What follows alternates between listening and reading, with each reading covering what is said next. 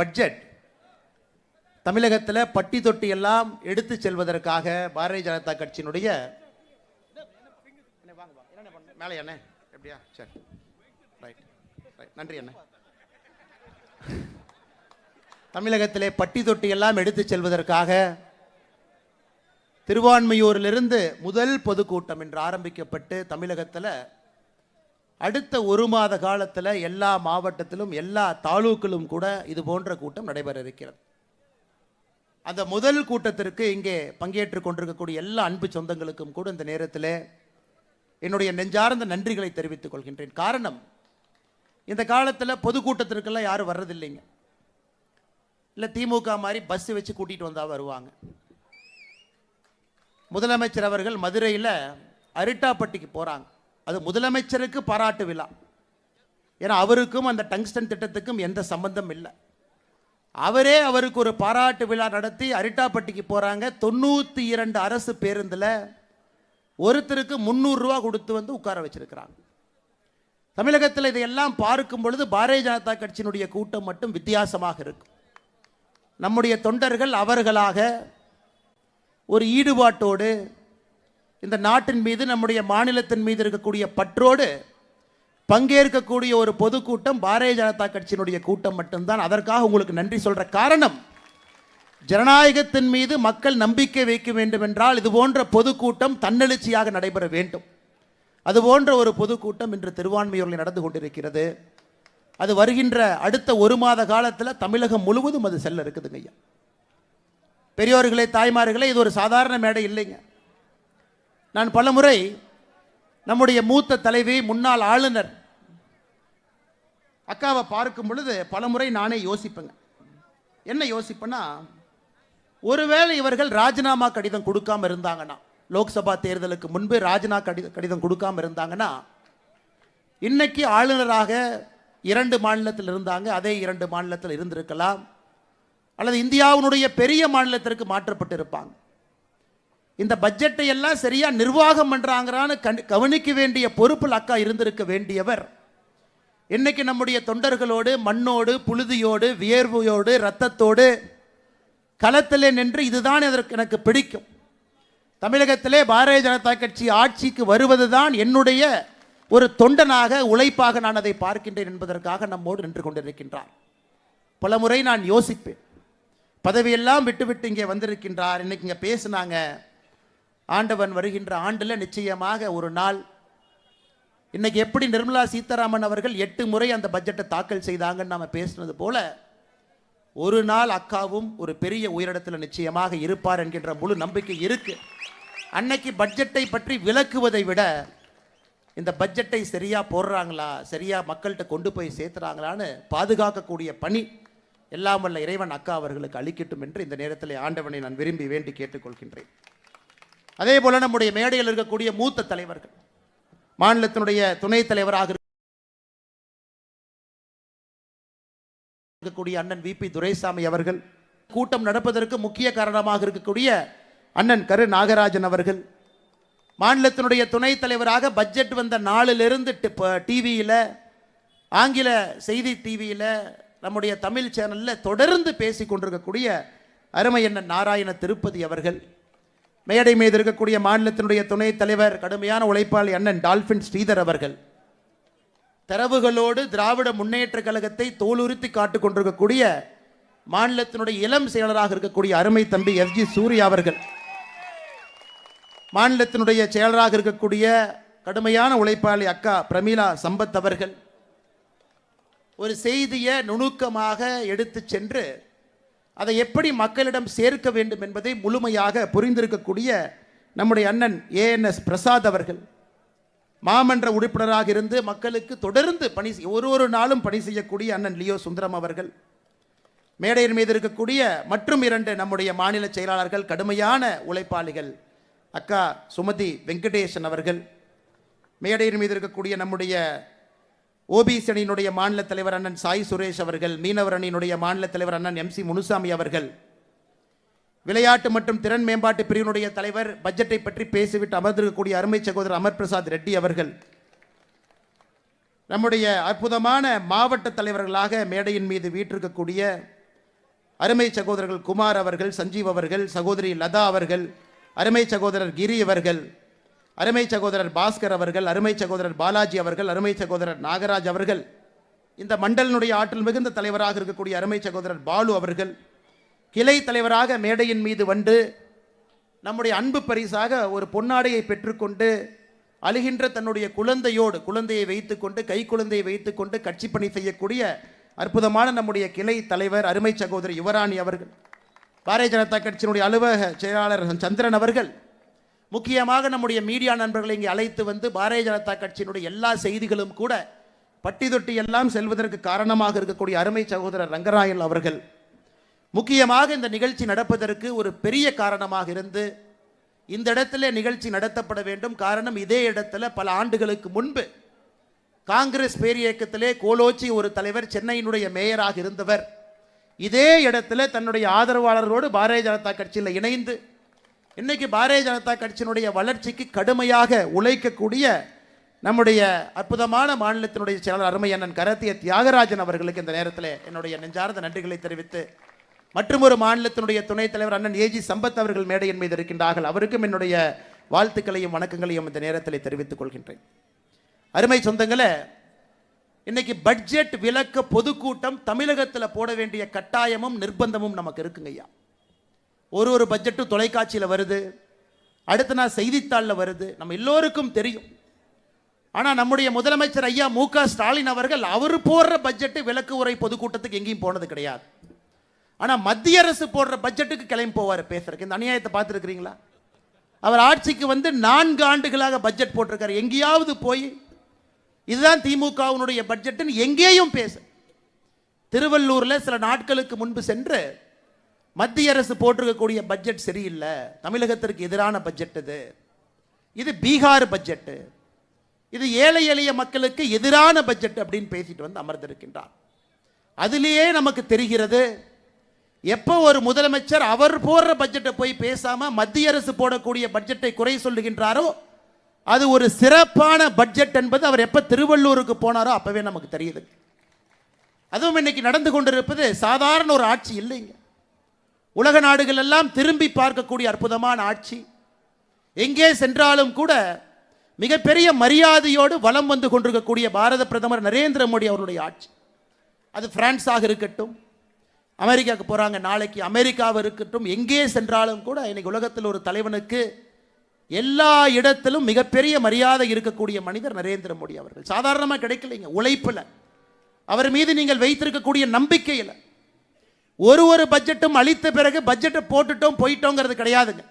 ஒரு ஆண்டு காலத்தில் போட்டிருக்கக்கூடிய பட்ஜெட்டை முழுமையாக அமல்படுத்தி மக்களுடைய நம்பிக்கையை பெற்று ஒரு பட்ஜெட் அல்ல, 2 பட்ஜெட் அல்ல, 10 பட்ஜெட்டுகளை தாண்டி தொடர்ச்சியாக 11வது பட்ஜெட்டையும் அளித்து இன்னும் பல 100 பட்ஜெட்டுகளை அளிக்க இருக்கக்கூடிய பாரதிய ஜனதா கட்சியினுடைய ஒப்பற்ற தலைவனாக இருக்கக்கூடிய நரேந்திர மோடி அவர்களுடைய 11வது பட்ஜெட்டுங்க ஐயா. நிர்மலா சீதாராமன் அம்மா அவர்களுடைய 8வது பட்ஜெட். இங்க நாம் இருக்கக்கூடிய எல்லோருமே நடுத்தரத்திற்கு கீழே இருக்கக்கூடிய மக்கள் தான் அந்த கூட்டத்தில் இருக்கிறோங்க ஐயா. 2014 நாம் ஆட்சிக்கு வந்த பொழுது இந்தியாவில் மொத்தமாக வரி செலுத்தியவர்கள் 3,45,00,000 பேர். 3,45,00,000 பேர் வரி செலுத்தினாங்க. 10 ஆண்டுகள் கழித்து 2024 மொத்தமாக நம்முடைய நாட்டில் வரி செலுத்தக்கூடியவர்கள் 7,90,00,000 பேர். 10 ஆண்டுகள்ல இந்த நாட்டினுடைய வளர்ச்சியின் காரணமாக 4,45,00,000 பேர் புதியதாக வரி செலுத்தக்கூடியவர்களாக மாறி இருக்கின்றார். இன்னைக்கு 12 லட்சம் ரூபாய் வரை யாருக்கு சம்பாத்தியம் இருக்கிறதோ நீங்கள் வரி செலுத்த வேண்டாம் என்று சொல்லி இருப்பது சாதாரணமான விஷயம் இல்லைங்க, சரித்திரம். அது சரித்திரம். காரணம், இந்த 7,90,00,000 பேர்த்துல 6,80,00,000 பேர் 12 லட்சம் ரூபாய்க்கு கீழே வருமானம் வைத்திருக்கக்கூடிய நபர்கள். மறுபடியும் சொல்றேன், 7,90,00,000 பேர் மொத்தமாக வரி செலுத்துறவங்கல்ல 6,80,00,000 பேர் இந்த ஆண்டு வரி செலுத்த மாட்டார்கள். காரணம், அவர்களுக்கு வரி விலக்கு நரேந்திர மோடி அவர்கள் அளித்திருக்கின்றார். இதை இப்படி சொல்லலாம், நாட்டில் மொத்தமா எத்தனை பேர் வரி செலுத்துறாங்களோ அதிலே 87% மக்களுக்கு வரி செலுத்த வேண்டாம் என்று நரேந்திர மோடி அவர்கள் சொல்லி இருக்கின்றார். இதன் மூலமாக மத்திய அரசுக்கு ஏற்படக்கூடிய வரி மூலமாக வேண்டாம் என்று சொல்லதன் காரணமாக எத்தனை வரி வராமல் இருக்கு. போன ஆண்டு கணக்கு பார்த்தீங்கன்னா இந்த ஆண்டுக்கு 1,10,000 கோடி ரூபாய் வரி வேண்டாம் என்று சொல்லி இருக்கின்றார் நரேந்திர மோடி அவர்கள். காரணம் என்னங்க? நடுத்தர மக்களுக்கு அன்பு பரிசு கொடுக்க வேண்டும், கடுமையாக உழைக்கக்கூடியவர்களுக்கு நன்றி சொல்ல வேண்டும். நடுத்தர குடும்பமாக இருந்து குழந்தை குட்டி எல்லாம் வச்சு மாசம் மாசம் பட்ஜெட் போட்டு பால் கணக்கு, பேப்பர் கணக்கு, டிவி கணக்கு, ஸ்கூல் கணக்கு, பெட்ரோல் கணக்கு, அதில் எல்லாம் சம்பாதிச்சு சிறுக சிறுக சேர்த்த ஒரு காசை அந்த ஆண்டு முடியும் பொழுது அரசுக்கு வரியாக கட்டிதான் இந்த நாடு முன்னேறி கொண்டிருக்கிறது. அப்படிப்பட்ட மனிதர்களுக்கு நன்றி சொல்ல வேண்டும். காரணம், உண்மையானவர்களாக இருக்கின்றார்கள் என்பதற்காக 87% மக்கள் 6,80,00,000 பேருக்கு இந்த ஆண்டு 12 லட்சம் ரூபாய்க்கு கீழே வரி வேண்டான்ட்டான். இதை நம்முடைய முதலமைச்சர் மு க ஸ்டாலின் அவர்கள் எப்படி சொல்றாங்கன்னா, என்ன பெருசா பண்ணிட்டாரு? 144 கோடி பேர் இந்த ஊரில் இருக்கிறாங்க.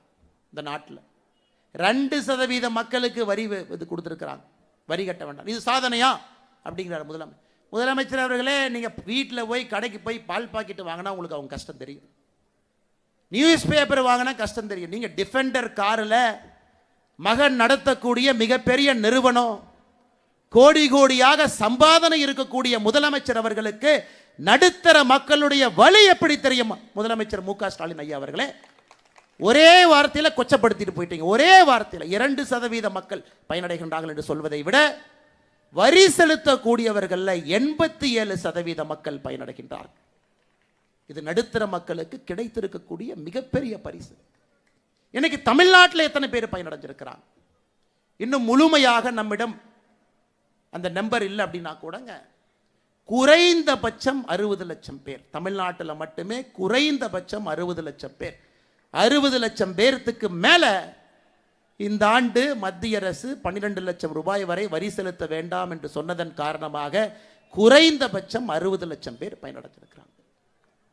இன்னைக்கு முதலமைச்சர் இதோடு நிற்கலீங்க, இன்னும் முன்னாடி போறார். எங்களுக்கு நீங்க பட்ஜெட்டே கொடுக்கல, இந்த பட்ஜெட்டில் பார்த்தீங்கன்னா 5 முறை பீகார் பீகார் பீகார்னு சொன்னீங்க, அதனால் இது பேர் பீகார் பட்ஜெட். முதலமைச்சர் அவர்களே, 10 ஆண்டு காலம் நீங்க யூபிஏ அரசில் இருந்தீங்க. 2004-05 பட்ஜெட்ல தமிழ்நாடு என்கின்ற வார்த்தையை சொல்லல, 2005-06 தமிழ்நாடு என்கின்ற வார்த்தையை சொல்லல, 2006-07 தமிழ்நாடு என்கின்ற வார்த்தையை சொல்லல, 2007-08 ஒரே முறை தமிழ்நாடு என்கின்ற வார்த்தையை சொன்னீங்க, 54 கோடி ரூபாய் ஒதுக்கி இருந்தீங்க. 2008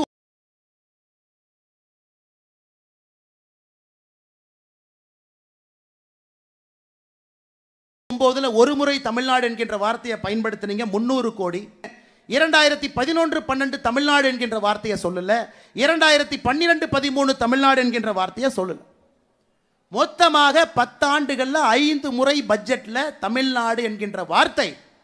நீங்கள் ஆட்சியிலிருந்து யூபிஏல சொன்னீங்க, தமிழ்நாடு என்கின்ற வார்த்தைக்கு மொத்தமாக ஒதுக்கப்பட்ட நிதி 8054 கோடி. நாம் ஆட்சிக்கு வந்த பிறகு இந்த 11 பட்ஜெட்ல தமிழ்நாடு என்கின்ற வார்த்தை எங்கெல்லாம் பயன்படுத்தி இருக்கின்றோமோ மொத்தமாக ஒதுக்கப்பட்டிருக்கக்கூடிய நிதி 1,68,585 கோடி. முதலமைச்சர் அவர்களே, 10 ஆண்டு கால வெறும் தமிழ்நாடுன்னு 5 முறை சொல்லி 8000 கோடி எங்கே? 11 ஆண்டுகளில் நிதிநிலை அறிக்கையில தமிழ்நாடு என்று சொல்லி 1,68,585 கோடி எங்கே? எல்லா ஆண்டும் எல்லா பட்ஜெட்ல எல்லா மாநிலத்தினுடைய பெயரையும் சொல்வது கிடையாது. 2021-22 தமிழ்நாடு என்கின்ற வார்த்தை நம்முடைய பட்ஜெட்ல பயன்படுத்தும் பொழுது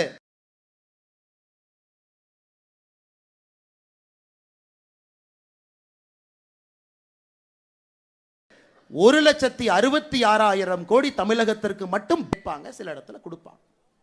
ஒரு ஆண்டும் கூட ஒரு மாநிலத்திற்கு ரொட்டேஷன். 2021-22 தமிழ்நாட்டுக்கு கொடுத்தாங்க 1,68,000 கோடி, நம்ம ஊருக்கு கொடுத்தாங்க ஐயா. போன ஆண்டு ஆந்திரா என்கின்ற வார்த்தையை பயன்படுத்தி அவங்களுக்கு கொடுத்தாங்க, இந்த ஆண்டு பீகாருக்கு கொடுத்திருக்கிறாங்க. எல்லா ஆண்டும் ஒரு சில மாநிலத்திற்கு சிறப்பு சலுகைகளோடு கொடுக்கத்தான் போறாங்க. அது பட்ஜெட் இல்லைங்க ஐயா. பட்ஜெட் 50 லட்சம் கோடி ரூபாய் பட்ஜெட். இந்த பட்ஜெட் நாம் தாக்கல் செய்திருப்பது 50 லட்சம் கோடி. 2013-14 ஐயா பி சிதம்பரம் அவர்கள் கடைசி பட்ஜெட் போட்டுட்டு காங்கிரஸ் ஆட்சியிலிருந்து காலி செய்த பொழுது மொத்த பட்ஜெட் எவ்வளவுங்க ஐயா போட்டோம்? மொத்த பட்ஜெட் காங்கிரசினுடைய கடைசி ஆண்டுல பட்ஜெட்டினுடைய மொத்த செலவாதீனம் 15,90,000 கோடி. 15 லட்சம் கோடி தாங்க ஐயா பட்ஜெட். 10 ஆண்டுகள்ல 15 லட்சம் கோடி இருக்கக்கூடிய பட்ஜெட் 50 லட்சம் கோடியாக உயர்ந்திருக்கிறது. 50 லட்சம் கோடி, 3.5 மடங்கு. இது நாட்டில் வளர்ச்சி இல்லையா? இது வீக்கங்களா? இது வளர்ச்சி இல்லையா?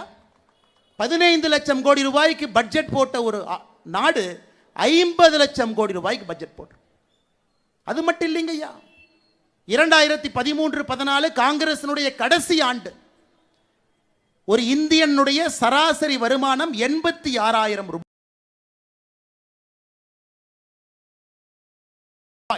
இத்தனை பேர் இருக்கிறவங்க எல்லாரும் கை தூக்குறோம். சராசரி வருமானம் ஒருத்தருக்கு 86,000 ரூபாய். காங்கிரசினுடைய கடைசி ஆண்டு. இந்த ஆண்டு பட்ஜெட்லேயே அம்மையார் நிர்மலா சீதாராமன் அவர்கள் சொல்லி இருக்கின்றார், ஒரு சராசரி இந்தியனுடைய வருமானம் 2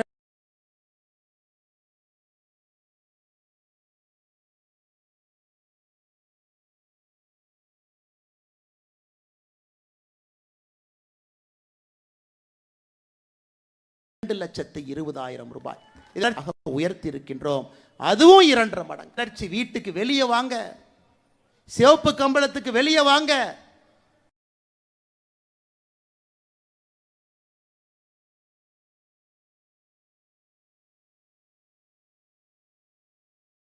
வயல்வெளியிலே கான்கிரீட் ரோடு போடுவதிலிருந்து இருக்கின்றார்கள் என்பது. தமிழ்நாட்டுக்கு எதுவுமே கொடுக்கல. தமிழ்நாட்டை வஞ்சிக்கிறாங்க, ஏன் மாநிலத்தை எல்லாம் வஞ்சிக்கிறாங்க. அதுதான் மோடி அரசு மேல இருக்கக்கூடிய கோபங்கிறார் முதலமைச்சர் அவர். கடைசியாக காங்கிரஸ் அவங்க பட்ஜெட் போட்டுட்டு 2013-14 நிதி பகிர்வு, மொத்த நிதியில எவ்வளவு நிதியை மாநிலத்துக்கு கொடுத்தாங்க. நிதி பகிர்வு மொத்தமாக 5,22,000 கோடி. எல்லா மாநிலத்துக்கும் நிதி பகிர்வு 5,22,000 கோடி. இந்த ஆண்டு நிதி பகிர்வு 25,60,000 கோடி.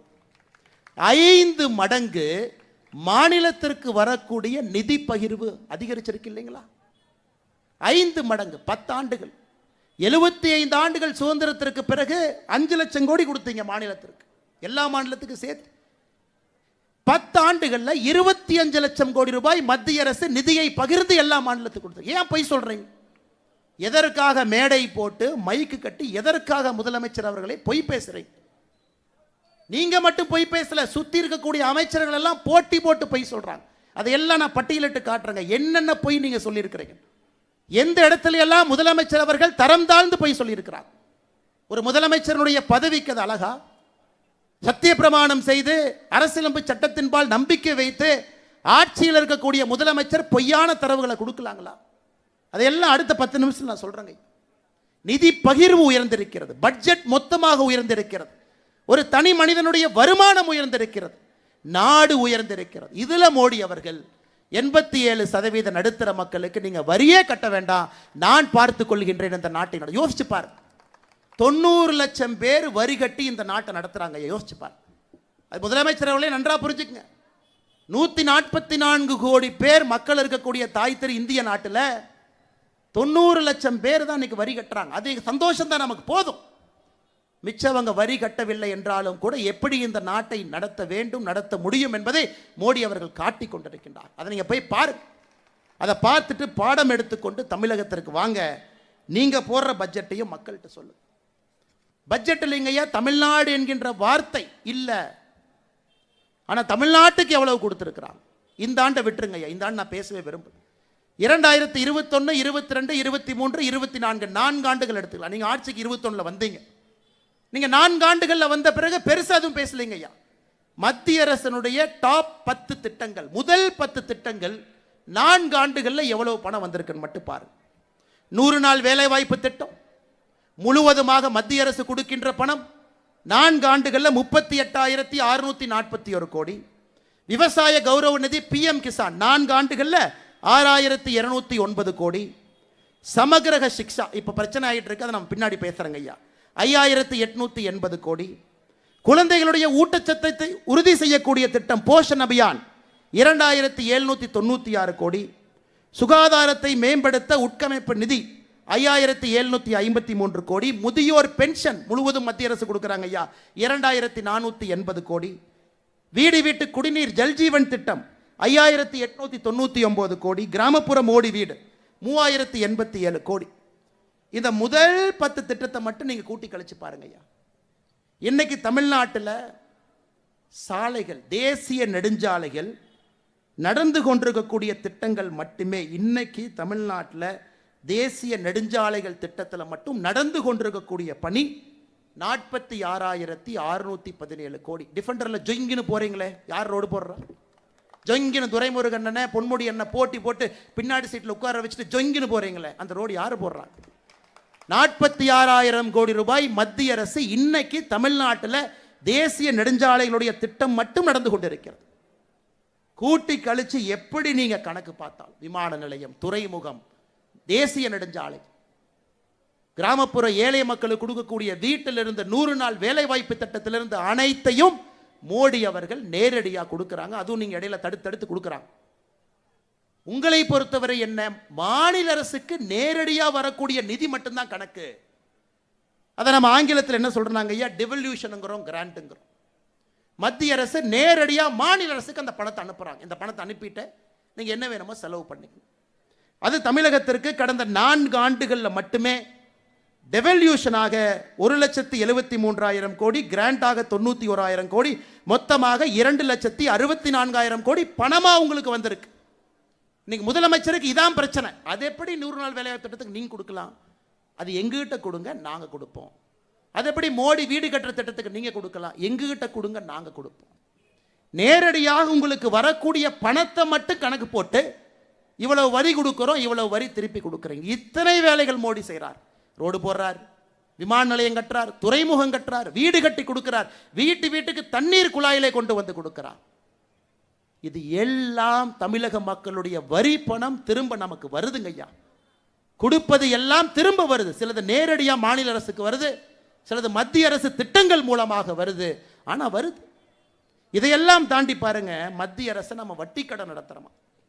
முதலமைச்சர் சொல்றார், மத்திய அரசு நீங்க வட்டி கடன் நடத்துறீங்க, இதெல்லாம் வட்டி வாங்கிட்டாங்க ஐயா, கொடுக்கிறோம். நேரடியா உங்களுக்கு 2,64,000 கோடி நிதி பகிர்வு கடந்த 4 ஆண்டுகள்ல, அதுக்கு வட்டியா திரும்ப வந்திருக்கு. ஒரு ஏழை எளிய ஒரு மனிதனுக்கு வீடு கட்டி கொடுத்தா அது வட்டிங்களா? நேரடியா மோடி கட்டி கொடுக்கிறார். ஒரு விவசாயிக்கு நேரடியாக வங்கி கணக்கு பணம் அனுப்பிச்சா வட்டியா? மோடி அவர்கள் இதையும் தாண்டி சொல்றாரு, மாநில அரசுக்கு வட்டி இல்லா கடனா இவ்வளவு கொடுக்கிறோம், 50 ஆண்டுகள் வச்சுக்கங்க, வட்டி கொடுக்காதீங்க. இந்த ஆண்டு 1,50,000 கோடி ஒதுக்கி இருக்கிறாங்க மாநிலத்திற்கு.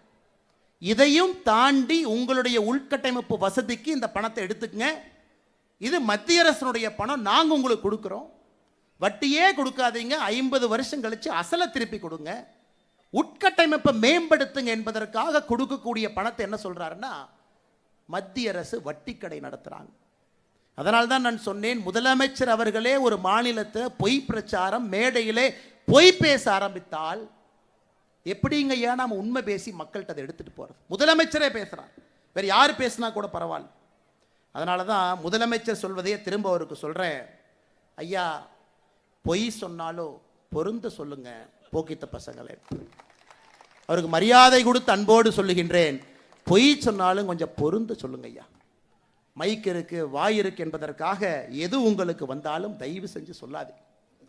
இன்னைக்கு நான் ஏற்கனவே சொன்ன போலங்க ஐயா, பாராளுமன்றத்தில் மக்களுடைய பிரச்சனையை பேச வேண்டிய இடத்துல நம்முடைய அக்கா, இந்த தொகுதி தென் சென்னை தொகுதியில் நின்று கொண்டிருக்கின்றோம், அக்கா தமிழிசை அக்கா அவர்கள் அங்கே பேசியிருக்கணும். இன்னைக்கு நம்ம எம்பிக்கெல்லாம் அந்த பாராளுமன்றத்தில் என்ன பேசுறாங்கன்னு பார்க்கலாம், எம்பிகள் என்ன கேள்வியெல்லாம் கேட்டாங்கன்னு பார்க்கலாங்க ஐயா. ஒரு எம்பி கேள்வி கேட்கிறாரு, அஸ்ஸாமில் ஹொலங்கன்பார் கிப்பன் வைல்ட் லைஃப் சாங்சுரியில் ஆயில் ட்ரில்லிங் பண்றீங்களா இல்லையா? விளங்குச்சு. தமிழச்சி அக்கா இந்த தொகுதி எம்பி அவங்க கேட்குறாங்க, மினிஸ்ட்ரி ஆஃப் கார்ப்பரேட் அஃபேர்ஸ் வெப்சைட்டில் ஒரு குளறுபடி இருக்கு, எப்போ சரி செய்வீங்க? ஏங்க உங்களுக்கு ஏதாச்சும் பிரச்சனையாக இருந்தால் போஸ்ட் கார்டில் எழுதி போடுங்க, இமெயில் அனுப்புங்க, கார்ப்பரேட் அஃபேர்ஸ் உங்களுக்கு பதில் போடும். இது பாராளுமன்றத்தில் தொகுதி மக்கள் சார்பாக கேட்கக்கூடிய பிரச்சனையா? இன்னொருத்தர் இருக்கார், பயங்கரமான ஆள், மத்திய சென்னை எம்பி.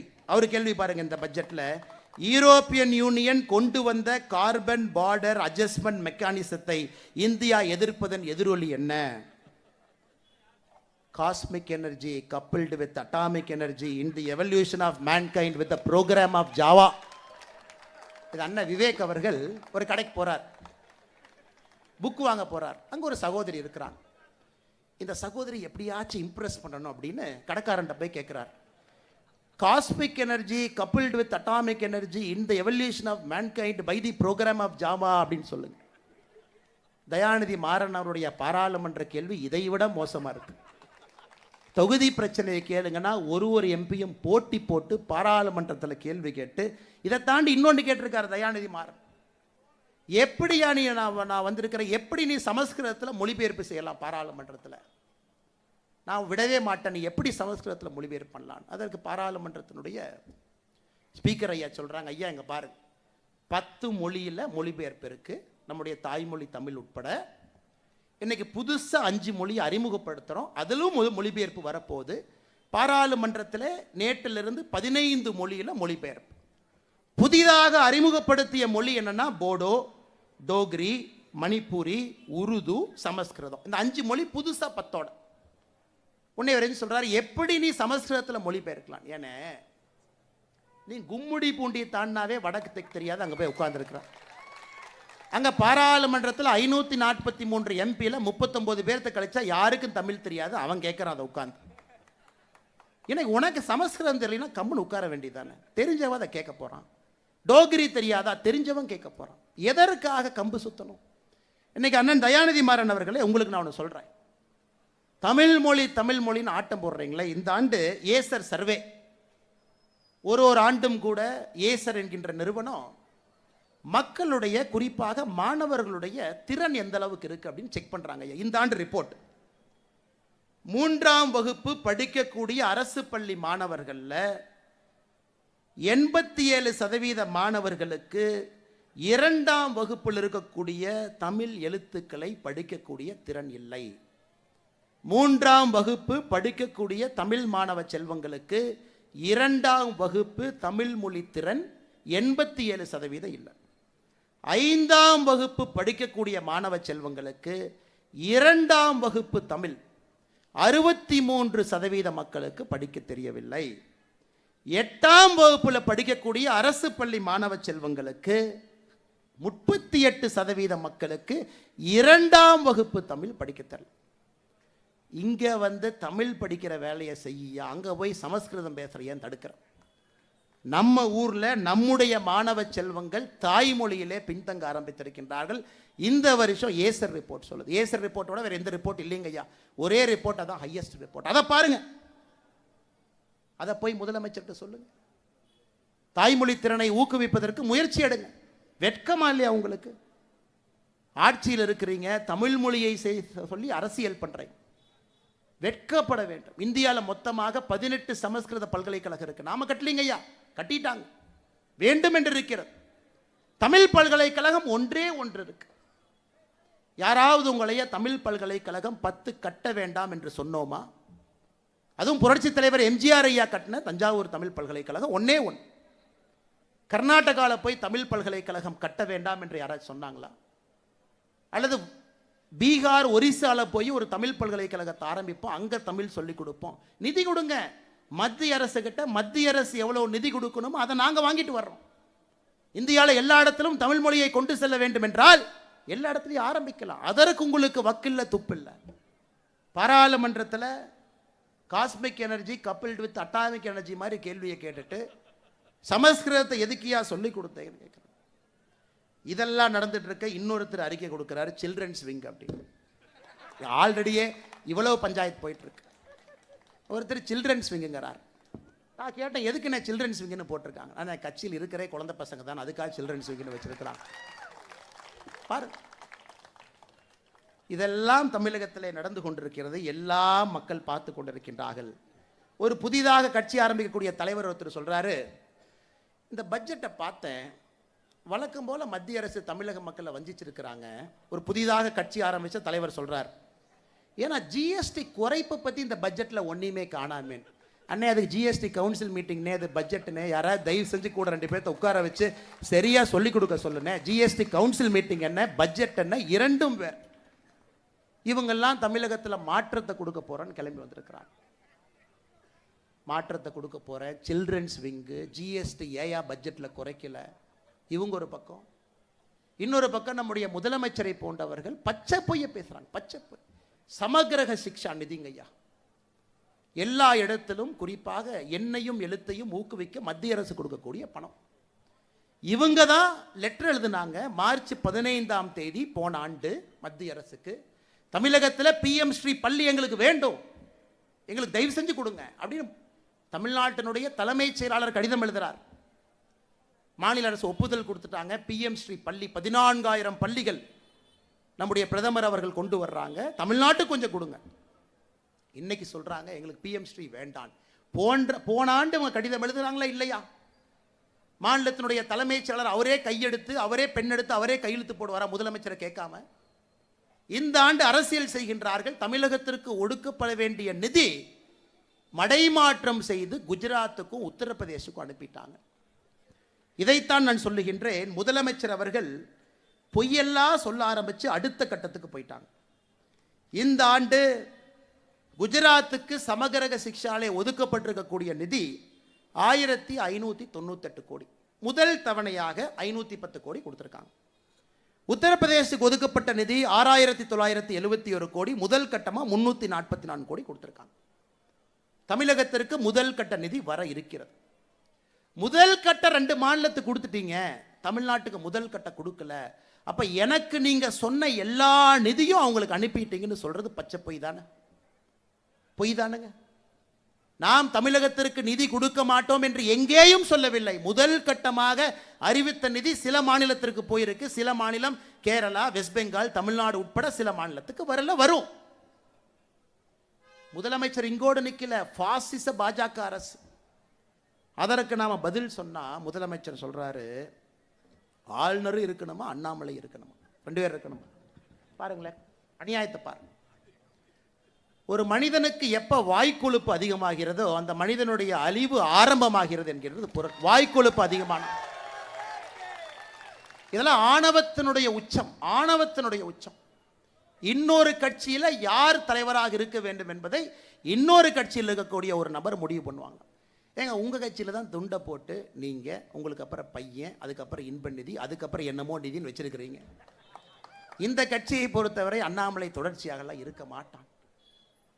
ஒரு தலைவர், ஒரு தலைவருக்கு பின்பு ஒரு தலைவர், எல்லா தலைவரும் இணைந்து இந்த வேலையை செய்வதுதான் அந்த கட்சியினுடைய அடிப்படை பண்பு. ஆனா அண்ணாமலை இங்கேயே தான் இருப்பான். எப்ப வரைக்கும் இருப்பானா, அறிவாலயத்தில் இருக்கக்கூடிய ஒரு செங்கலையும் உருவி எடுக்கும் வரை இங்க இருப்பான். உருவி எடுக்கும் வரை. இந்த ஊழல் பெருச்சாளிகள் 35 அமைச்சர்கள் ஊழல் பெருச்சாளிகள் 2026 சிறைக்கு செல்வதை பார்ப்பதற்கு இந்த அண்ணாமலை இருப்பான். அதுவரை நிச்சயமா இருப்பான். அதில் உங்களுக்கு எந்த சந்தேகமும் வேண்டாம். இதையெல்லாம் கேட்டா கோபம் வருது. அன்பில் மகேஷ் பொய்யாமல் இன்னைக்கு காலைல சொல்றாரு, என்னங்க ஒரு கட்சியினுடைய மாநில தலைவர் என்னை பார்த்து பொய் சொல்றீங்கன்னு சொல்றாரு. நான் எதுக்குங்க பொய் சொல்றேன்? ஏங்க திருச்சிராப்பள்ளியில் உங்க சொந்த ஊரில், உங்க சொந்த திருச்சிராப்பள்ளியில் ராமநாதபுரம் அப்படிங்கிற கிராமத்தில் 2 ஆண்டுகளுக்கு முன்பு அரசு பள்ளியை இடித்து குழந்தைகள்லாம் மரத்துக்கு கீழே உட்கார்ந்து 2 வருட காலமாக பாடம் நடந்து கொண்டிருக்கிறது. 2 வருட காலமாக பச்சைமலை பகுதியில் ராமநாதபுரம் கிராமத்தில் 2 வருஷம் ஸ்கூல் கிடையாது அவங்களுக்கு. இடிச்சாச்சுங்க, 2 வருஷம் ஆச்சு இடிச்சாச்சு. மரத்துக்கு கீழே என்னுடைய முகநூலில் அந்த வீடியோவை போட்டிருந்தாங்க ஐயா. குழந்தை பார்க்கணும் நீங்கள் அந்த வெயில் எப்படி நிற்கிறாங்க. அதுக்கு நாங்கள் பிஎம் ஸ்ரீ பள்ளி கட்டி கொடுக்குறோன்னு சொல்கிறோம், நவோதயா வித்யாலயாவை கொடுக்குறோன்னு சொல்கிறோம், கேந்திரிய வித்யாலயா எவ்வளவு வேணுமோ கொடுக்குறோங்கிறோம். நவோதயா வித்யாலயா பேரை வேற ஏதாச்சும் பேரை மாற்றுக்கிறீங்களா, அதுக்கும் தயாராக இருக்கிறோம். அதை வாங்குவதற்கு துப்பில்லை. ஆனால் அன்பில் மகேஷ் பொய்யாமொழி பையன் அவர் நடத்தக்கூடிய பள்ளி விழாவில் பங்கேற்பார். ஒருத்தர் வந்து கேட்பார், அந்த சயின்ஸ் ப்ராஜெக்ட் நல்ல விருது வாங்கினீங்கல்ல. அந்த பையன் நல்ல பையன், நான் எதுவும் பண்ணலிங்க, சும்மா தாங்க நின்று யாருக்கோ விருது வாங்கினாங்க, என்னை விட்டுருங்க. ஸோ உங்கள் பையனுக்கு ஒரு நியாயம், திருச்சி மாவட்டத்தில் இந்த மரத்துக்கு கீழே உட்கார்ந்துருக்கக்கூடிய ஏழை குழந்தை தாய், அவங்களுடைய குழந்தைக்கு ஒரு நாய். இதாயா நீ வச்சிருக்கிற சமூக மாடல் லட்சம்? நீங்கள்லாம் வந்து பேசுறீங்க, கேட்டால் நாங்கள் பொறுப்பு இல்லாமல் பேசுகிறேன்னு பட்டம் வேற கொடுக்குறேன். அன்பு தொண்டர்களே, அன்பு சொந்தங்களே, தமிழகத்தை மாற்ற வேண்டிய நேரம் வந்துருச்சுங்க. ஏன்னா இப்போ மாற்றலைன்னா தமிழகத்தை யாராலும் மாற்ற முடியாது. அந்த நேரத்தை நோக்கி வந்து விட்டோம். எல்லாம் தலைகீழாக குட்டிச்சவராக இருக்கிறது. கல்வியிலிருந்து சட்டம் ஒழுங்கிலிருந்து எல்லாம். ஆனால் முதலமைச்சர் என்ன 23ஆம் புலிகேசியை போட 2 பேர்த்த கூட வச்சிருக்கிறார். மன்னா மாதம் மும்மாறி மழை பொழிகிறது, அப்படியே வாங்க மக்கள் அப்படியே சிரிச்சுக்கிட்டு ஆனந்தமாக இருக்கிறாங்க. இன்னொருத்தர் வேற வெக்கமே இல்லாமல் சொல்றாரு, இந்த அரசுல தான் பெண்கள் பாதுகாப்பு, வெளியே வாயா செப்பல் எடுத்து அடிக்கிறதுலாம் உட்கார்ந்துருக்கிறாங்க. 2026 சட்டமன்ற தேர்தலுக்கு ஓட்டு கேட்டீங்களா, வெளியே வரதானே போறீங்க. இப்பெல்லாம் பேசுறாங்க. அன்பு சொந்தங்களே, நாம் அனைவரும் இணைந்து இந்த கூட்டத்திலே நாம் பேசக்கூடிய கருத்துக்களை எல்லா மக்கள்கிட்ட எடுத்துட்டு போனோங்க. அதான் அந்த கூட்டத்தினுடைய நோக்கம். தென் சென்னை தொகுதியினுடைய பாராளுமன்ற உறுப்பினராக இந்த முறை தமிழிசைக்கா வந்திருக்கணும். எல்லாம் பெரிய மனதோடு இத்தனை லட்சம் வாக்குகளை வாரி இழைச்சி. உங்களுக்கு தெரியும், வெற்றி என்பது தாமதப்பட்டிருக்கிறதோ தவிர வெற்றி என்பது வராமல் போகலைங்க ஐயா, தாமதப்பட்டிருக்கிறது, அவ்வளவுதான். 2026 நிச்சயமாக அது நடக்கத்தான் போகிறது. அதில் எந்த மாற்று கருத்தும் இல்லைங்க ஐயா. நம்ம தெல்ல தெளிவாக இருக்கோம். இவங்க எந்த அளவுக்கு விஞ்ஞான ஊழல் செய்கிறாங்கன்னு ஒரே ஒரு கருத்தை மட்டும் முன்னாடி வைக்கிறாங்க ஐயா. எந்த அளவுக்கு விஞ்ஞான ஊழல்? இலவச வேட்டி சேலை திட்டம் ஐயா. ஒரு வேட்டி எடுத்தீங்கன்னா நூல் 2 பக்கம் வருங்க ஐயா. இது ஒரு நூல், இது ஒரு நூல். இந்த நூல் பேரு வார்ஃபுமாங்க, இந்த நூல் பேரு வெஃப்ட்டுமாங்க. இந்த 2 நூல் சேரத்தான் வேட்டி செய்ய முடியும். தமிழக அரசு போன ஆண்டு சொல்றாங்க, இலவச வேட்டியில வார்ப் நேரா இருக்கக்கூடிய நூல் 100% காட்டன் தான் இருக்கணும். இவங்க எந்த அளவுக்கு ஊழல் பண்றாங்கன்னா, காட்டனுக்கு பதிலாக பாலிஸ்டரை மாத்துறாங்க. காட்டன் விலை என்ன, பாலிஸ்டர் விலை என்ன, அதுல மட்டுமே 300 கோடி ரூபாய் ஊழல். காட்டனை எடுத்துட்டு பாலிஸ்டர். அந்த வேட்டியை 5-6 வேட்டி எடுத்து நம்ம சோதனை பண்ணோம். அந்த சோதனையில் 78% பாலிஸ்டர் இருக்கு, 100% காட்டன் இருக்க வேண்டிய இடத்துல 300 கோடி ரூபாய் மொத்தமாக ஊழல். டிவிஎஸ்சிக்கு கம்ப்ளைண்ட் கொடுத்தோம். முதல் முறையாக DVSC, department of vigilance and anti corruption, லஞ்ச ஒழிப்பு அதிகாரி பாரதிய ஜனதா கட்சி அலுவலகத்துக்குள்ள வந்து என்னைய அலுவலகத்தில் கேள்வி கேட்டாங்க. எங்கே போய் வேட்டி வாங்கினீங்க, நீங்கள் வேட்டி வாங்கினீங்களா, இவர்கிட்ட வாங்கினீங்களா, அந்த வேட்டி எப்படி சோதனை பண்ணீங்க? நாங்கள் வாங்க ஏதாங்க வேட்டி இப்படி சொல்லுவீங்கன்னா 3 இடத்துல வேட்டி வாங்கி 3 சோதனை 3 லேபில் பண்ணியிருக்கிறேன். எல்லாத்தையும் வீடியோகிராஃப் எடுத்திருக்கிறேன், கம்ப்ளைண்ட்டும் கொடுத்துருக்கிறேன், ஆக்ஷன் எடுங்க ஐயான். இந்த ஆண்டு எவ்வளவு டெக்னிக்கல் ஆளுங்க பாருங்க. இந்த ஆண்டு கொள்முதல் கொள்கையே மாற்றி வார்ப்பில் 65% பாலிஸ்டர் அலோடுன்னு இவங்களே மாற்றிருக்கிறாங்க. போன ஆண்டு 100% காட்டன் இருக்க வேண்டும் என்று சொன்னவர்கள் 60. அதனால் காந்தி அவர்களே, ஈரோட்டில் உங்க பினாமி செஞ்ச பேரோட எனக்கு தெரியும், யாரு செஞ்சாங்கிறதும் தெரியும். 91 கள்ளச்சாராயம் காட்சி குண்டாஸ் வழக்கிலே உள்ளே சென்றவர் நீங்க. காந்தின்னு பேர் வச்சுக்கிட்டு எங்களுக்கு பாடம் எடுக்க வேண்டாம். தமிழகத்திலே நேர்மை என்ன. அண்ணன் பெரிய கருப்பன் அவர்கள் நாம் ஒரு அறிக்கை கொடுக்கிறோம். அண்ணே, பயிர்க்கடன் தள்ளுபடி 12,110 கோடி ரூபாய் தள்ளுபடி பண்றேன்னு சொன்னீங்களே, பண்ணலையே. நான் பெரிய கருப்பன் அவர்கள் பதில் அறிக்கை அமைச்சர் கொடுக்கிறாரு, நைட்டு 11:55 கொடுக்கிறார். அடுத்து நான் சொன்னேன், திமுக ஆட்சியில் பொழுது விடியாதுன்னு அமைச்சருக்கே தெரியமாட்டிருக்கு, அதான் நள்ளிரவில் அறிக்கை கொடுக்கிறார். 11:55 பதில் அறிக்கை. அமைச்சர் பெரிய கருப்பன் அவர்களே, நீங்க எவ்வளவு பெரிய ஃப்ராடு பண்றீங்கன்னா, 12,110 கோடியில் இன்னும் 3000 கோடி ரூபாய் கிட்டத்தட்ட நீங்க என்ன பயிர்க்கடன் தள்ளுபடியே பண்ணல. புதிதாக 16,000 கோடி வந்துருச்சு. ஒரு துறையும் தில்லுமுள்ளு செய்து செய்து செய்து மக்களை ஏமாற்றிக் கொண்டிருக்கின்றார். இதுல முதலமைச்சர் இருட்டு கடைக்கு போறார், திருநெல்வேலிக்கு. இருட்டு கடைக்கு அல்வா எப்படி இருக்கு?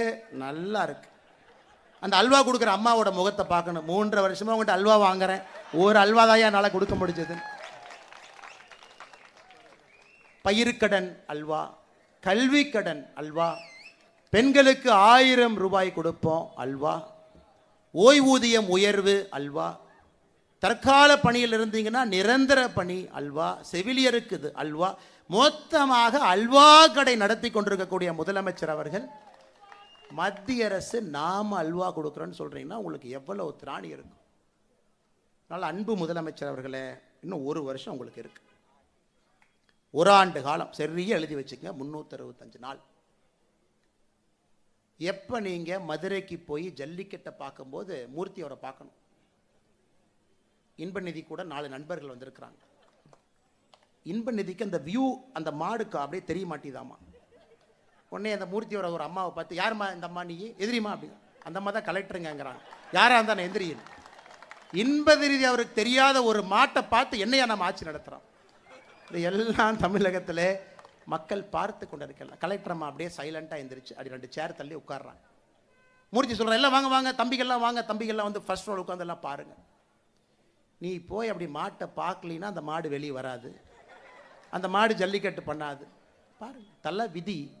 இவர்களுடைய கொடூரத்தை தாண்டி இந்த குஞ்சு கோழின்னு சொல்லுவோம், நீ குஞ்சு கோழியினுடைய கொடூரத்தையும் பார்க்க வேண்டிய நிலைமை நமக்கு. 2ஆம் தலைமுறை 3ஆம் தலைமுறை எல்லாம் வளர்த்து விட்டு மோடிக்கு பாடம் எடுக்கின்றார் ஜனநாயகம்னா என்னன்னு. கிளை தலைவரை மேடையில் அழைத்து கௌரவம் கொடுத்து இந்த கட்சியில் அப்புறம் தாங்க கூட்டமே நடத்துவோம். அது இந்த கட்சியினுடைய ஜனநாயகம். மக்கள் கையை கொடுக்கும் பொழுது இந்த பாக்கெட்டில் சானிடைசர் எடுத்து இந்த கையில் தொடச்சிக்கிட்டு, முதலமைச்சர் அவர்களே பாக்கெட்டில் கையை விடுறீங்க, அதுக்கு தானே பேண்ட்டை போட்டிருக்கிறீங்க. அதுபோல தான் இங்கே பாரதிய ஜனதா கட்சியில் யாரும் கிடையாது. கடைசியாக இன்னைக்கு ஒரு அறிவிப்பையும் சொல்கிறோம். தமிழ்நாட்டில் நீங்கள் என்ன சொல்லுவீங்க அப்படிங்கிறத இன்னைக்கு நாங்கள் சொல்கிறோம். அக்கா தமிழிசை அவர்கள் தலைமையில் பாரதிய ஜனதா கட்சியின் சார்பாக ஒரு குழு நம்ம போட போகிறோம். அந்த குழு பாரதிய ஜனதா கட்சி ஆட்சியில் இருக்கக்கூடிய மாநிலத்தினுடைய முதலமைச்சர்கள் எல்லாம் சந்தித்து, அங்கே நம்முடைய மக்கள் நலத்திட்டங்கள் என்னெல்லாம் செய்யறாமோ அதை பார்த்துட்டு வந்து தமிழகத்திலே 2026 தேர்தல் அறிக்கையை தயாரிப்பாங்க. பெண்களை நல்லா கேட்டுக்குங்க தாய்மார்களே, டெல்லியில் 2500, இங்கே அதை தாண்டி செல்ல இருக்கின்றோம். அதை தாண்டி எங்களால் செய்ய முடியும். அசாமில், மத்திய பிரதேசில், மகாராஷ்டிராவில் அனைத்து இடத்திலும் ஏழை மக்களுக்கு ஆதரவாக பாரதிய ஜனதா கட்சி நிற்குது. தயவு செஞ்சு இந்த 1000 ரூபாய் தூக்கிட்டு எங்கள் பக்கத்தில் வந்துடாதீங்க. மற்ற மாநிலத்திலே பாரதிய ஜனதா கட்சி தாய்மார்களுக்கு, மகளிருக்கு, சகோதரிகளுக்கு மகாராஷ்டிராவில் 2100, டெல்லியில் 2500. அக்கா அவர்கள் குழு எல்லா மாநிலத்திற்கும் சென்று வந்த பிறகு இந்தியாவிலே தேசிய ஜனநாயக கூட்டணி பாரதிய ஜனதா கட்சியினுடைய ஆட்சி அதிகமாக பெண்கள் தாய்மார்களுக்கு மாதம் மாதம் உதவித்தொகை கொடுப்பது தமிழகத்தில் தான் அதிகம் என்பதை எங்களுடைய தேர்தல் வாக்குறுதியாக மக்களுக்கு நாம் கொடுக்கணும். இந்த 1000 ரூபாய், அதை 200 ரூபாய் ஏற்றுறேன், 300 ரூபாய் ஏற்றுறேன், இந்த பக்கம் வந்துடாது. உங்கள் முல்லை எடுத்து, உங்கள் முல்லை எப்படி எடுத்து எறிவது என்பது பாரதிய ஜனதா கட்சிக்கு தெரியும். மக்களோடு மக்களாக 2026 தேர்தல் களத்தில் நிற்போம். இந்தியாவில் எங்கேயெல்லாம் மூளை முடுக்கெல்லாம் மக்களுக்கு எந்த மாதிரி திட்டத்தை எல்லாம் கொண்டு வந்திருக்கின்றோமோ, வளர்ச்சி திட்டத்தோடு தமிழகத்திற்கு அதையும் கொண்டு வரப்போகின்றோம். எங்கள் தேர்தல் அறிக்கையோடு போட்டி போட்டு தைரியம் இருந்தால் வெற்றி பெற்று காட்டுங்கள் 2026 தேர்தலில். காரணம், இது மோடியின் கேரண்டி. சொன்னார்னா அது செய்வார்கள். எல்லா மாநிலத்திலும் சொல்லி இருக்கின்றார், தமிழகத்திலும் சொல்ல போகின்றார். தமிழகத்திலும் நம்முடைய ஆட்சி செய்து காட்ட போகிறது. வளர்ச்சியும் வேணுங்க, ஏழை மக்களையும் கையோடு அழைச்சிட்டு போகணும். 90 லட்சம் பேர் தான் வரி கட்டுறாங்க. இன்னும் கோடிக்கணக்கான மக்களை வரி கட்ட வேண்டும் என்றால் அவர்களை உயர்த்த வேண்டிய கட்டாயம் நமக்கு இருக்கு. எல்லாம் கலந்த ஒரு ஆட்சி 2026 தேசிய ஜனநாயக கூட்டணி தமிழகத்திற்கு நாம் கொண்டு வருவோம். எல்லா மக்களுக்குமான ஆட்சியாக அது இருக்கும். அதற்கு நாம் செய்ய வேண்டியது கடுமையான களப்பணியை நாம் செய்தால் போதுங்க ஐயா. மக்கள் தானாக மோடியின் பக்கம் வந்து விடுவார்கள். பாரதிய ஜனதா கட்சியினுடைய ஆட்சி, தேசிய ஜனநாயக கூட்டணியின் ஆட்சி நிச்சயமாக தமிழகத்திலே உறுதியாக மலரும். அக்கா சொல்வதை போல தாமரை மலர்ந்தே தீரும் 2026 தமிழகத்தில்.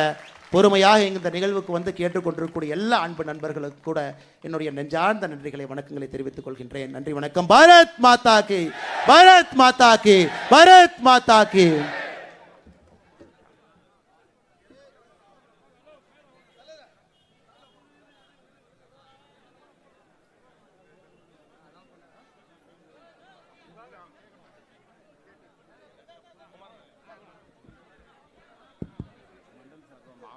சென்னை கிழக்கு மாவட்டம் சார்பாக மாநில தலைவர்களுக்கும் அக்கா தமிழிசை சவுந்தரராஜன் அவர்களுக்கும் மாலை அணிவித்து கௌரவம் செய்யப்படுகிறது.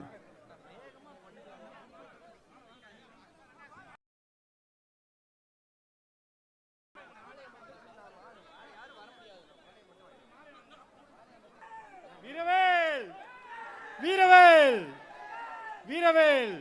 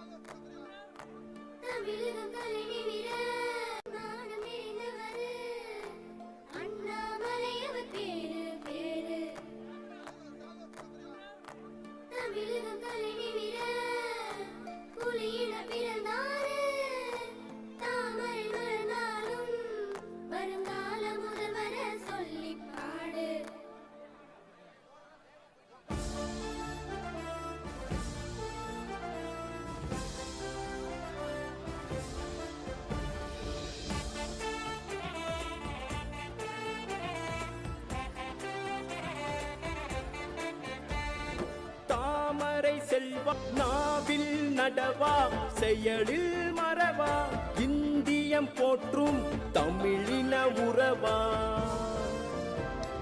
உரிமை குரலன உந்தன் குரல் வரை